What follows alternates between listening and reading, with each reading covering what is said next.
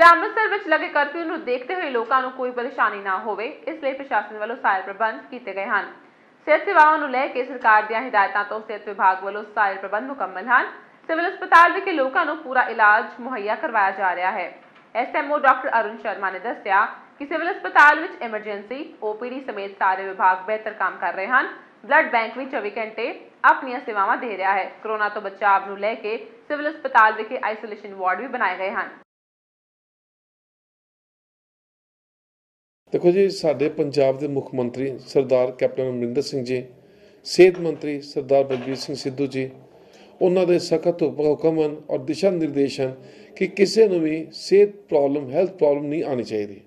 साडे जिले के मुखी मैडम प्रभदीप कौर चौहल जी सिविल सर्जन साहब, उन्होंने रहनुमाई हेठ आपां जो सेवावां अमृतसर जिले में दे रहे हैं, वो लड़ी के विच ही मैं सिविल हॉस्पिटल अमृतसर विच बतौर senior medical officer doctor Arun Kumar Sharma आप सब नूं विश्वास दवाना और ध्यान में लियाना चाहना हाँ कि साडे सिविल हस्पताल दे विच 24 घंटे सेवावां खुल्लियां हन।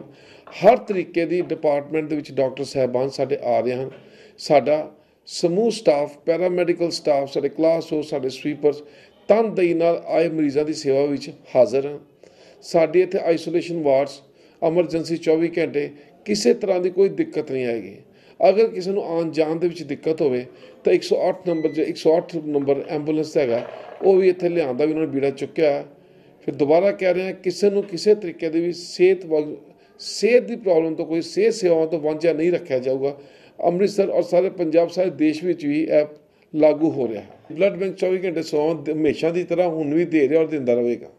कोरोना वायरस को लैके पंजाब सरकार की हिदायतों से जिला अमृतसर जिले कर्फ्यू जारी है और उस कर्फ्यू दौरान किसी ने भी कोई मैडिकल सेवाओं की लोड़ होवे तो उसको जल्द तो जल्द मैडिकल सेवाएं प्रदान की हैं। इसलिए जिला प्रशासन और डिप्टी कमिश्नर सरदार शिवदुलाल सिंह ढिल्लों की हिदायतों के उपर सिविल हॉस्पिटल अमृतसर विखे सारे ही प्रबंध मुकम्मल ने, सारे ही OPD चालू है, सारे ही डिपार्टमेंट काम कर रहे हैं। उत्थों तक कि 24 घंटे ब्लड बैंक भी काम कर रहा है।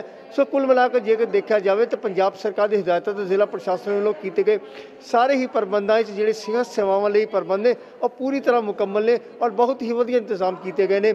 कैमरामैन अजय कुमार संदीप सियाल, फास्ट न्यूज़ अमृतसर।